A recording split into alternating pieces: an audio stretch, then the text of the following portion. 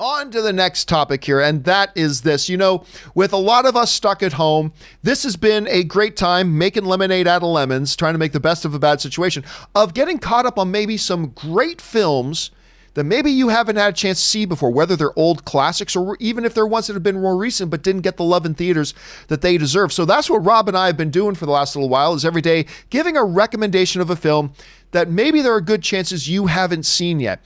And we've had a lot of fun talking about these. So Rob, here we are. We're on this quest that we're on right now. What is your movie recommendation today that people check out while they're stuck at home? Okay, this is not obscure. This was the movie that won the Best Picture in 1950.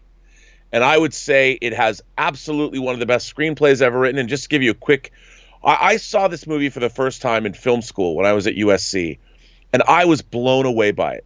I was captivated by this movie. It was a movie I knew about. It was a movie that I really didn't want to ever see. It was not exciting to me until I saw it.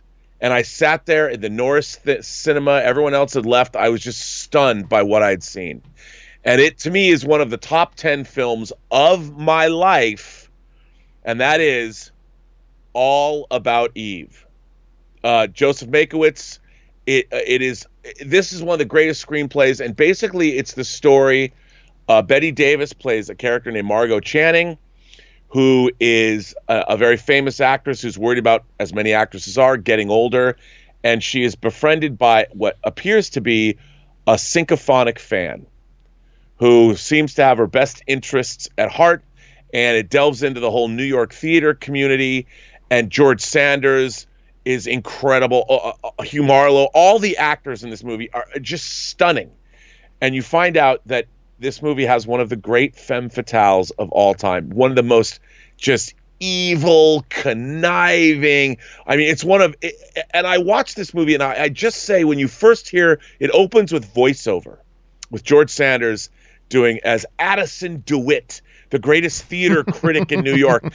And you listen to his voice and it's like, man, I was locked in. And yes, this movie's in black and white. And yes, it doesn't have explosions or special effects. But this movie is just, as far as stories go, man, I was grabbed from the opening. I was just knocked out by this movie. And, I was in college.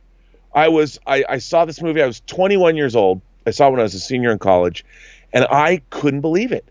And it's one of those transcendent moments. I mean, I had already seen Apocalypse Now, and I had already seen Empire Strikes Back, and Texas Chainsaw, and Dawn of the Dead, and Good, the Bad, and the Ugly. I mean, all these cornerstone Jaws, Exorcist.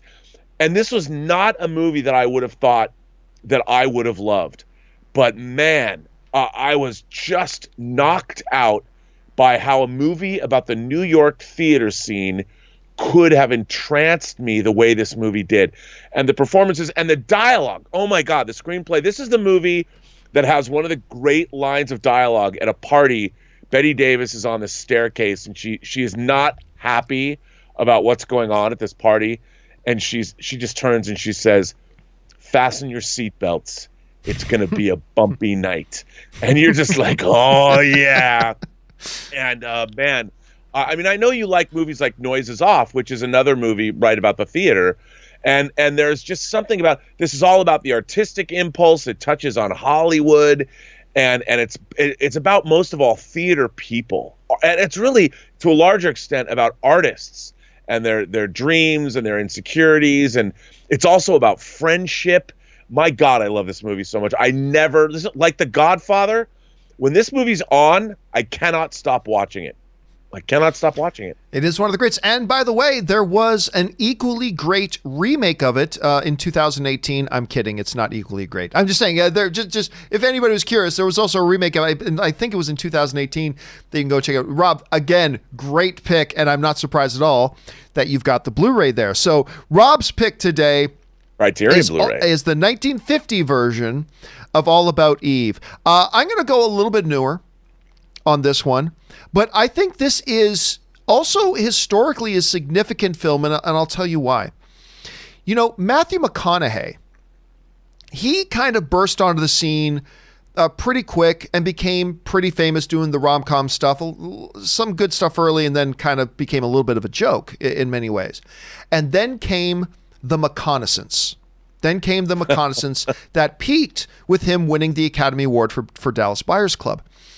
I would suggest that the film that unofficially was the actual beginning of The Reconnaissance was a pretty damn good little film that a lot of people did not do great at the box office. And I think a lot of people didn't go to see it, understandably, because Matthew McConaughey's rep for the movies he had been in had taken a little bit of a beating at that point. But this movie, I'll tell you what, Rob, I went to the Lionsgate home office to watch this press screening of this movie. And McConaughey himself was going to be there. It was going to be just about 20 of us were invited. We went. McConaughey was going to be there. I thought, okay, I'll go watch, even though I didn't think the movie was going to be good. And the movie was The Lincoln Lawyer. The Lincoln Lawyer was that kind of a film that I had no expectations going in. And by the time the movie was over, I walked out of the theater going, oh my God.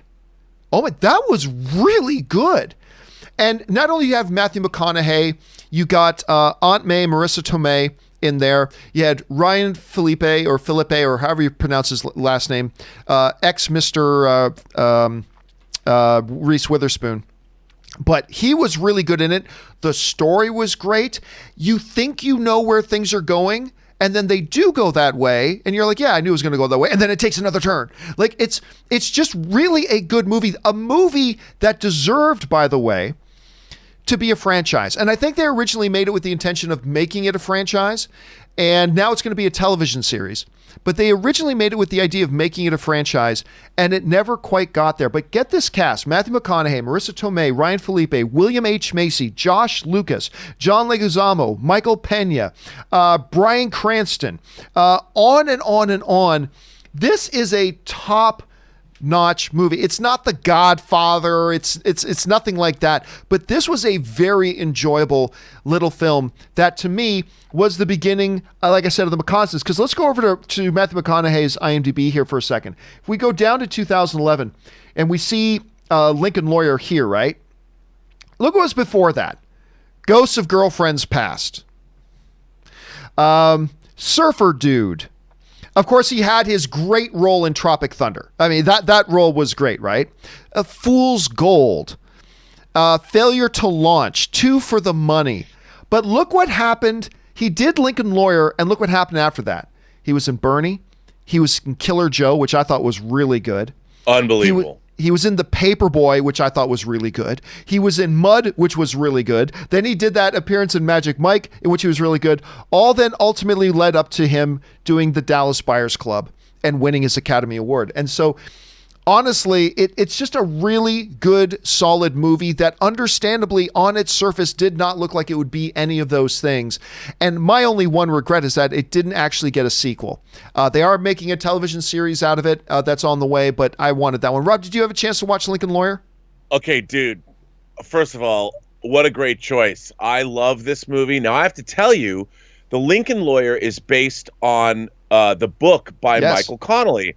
And I love Michael Connelly's books. And what's really cool is you ask about a sequel. Mickey Howler, the character that Matthew McConaughey is playing, is actually the half brother of Harry Bosch from Michael Connelly's other series. And that's who, right. Somebody told me that. Yeah, that's who Titus Welliver, of course, has been playing in Bosch. So in the books, Michael Connelly wrote books where they team up. And I think I was asking somebody that we might both know about this show, and I'm like, oh, they're gonna do if they're gonna do a Lincoln Lawyer series, are they gonna have Harry Bosch guest star on it? But it's like different networks or whatever. But it would be really cool if Harry Bosch, if the Bosch series goes off the air and they bring Titus Welliver on to play Bosch on the Lincoln Lawyer TV series. I mean, that would be dope. I don't know if they would do that, but maybe a guest star or something. But I love this book. I thought the movie is a terrific adaptation of the book, and I think you're bang on the money when you say that it was the beginning of the Reconnaissance, because I definitely think it was. And I think this is a great pick, John. Not enough people talk about this movie. Lawyer movies are one of my favorite subgenres of films. I mean, I never give me a movie about a lawyer, I will watch it. And this is I was so excited to see this movie. It's really good. Well, guys, there you have it. Those are our recommendations for today. All About Eve, 1950 classic, and the beginning of the reconnaissance, The Lincoln Lawyer. What do you guys think about those films? And what other recommendations do you have that might be little hidden gems or things that weren't appreciated as much as they should have been, or maybe ones that are a little bit older and people might have forgotten about? Jump down to the comment section below and let us know your thoughts. Okay, guys.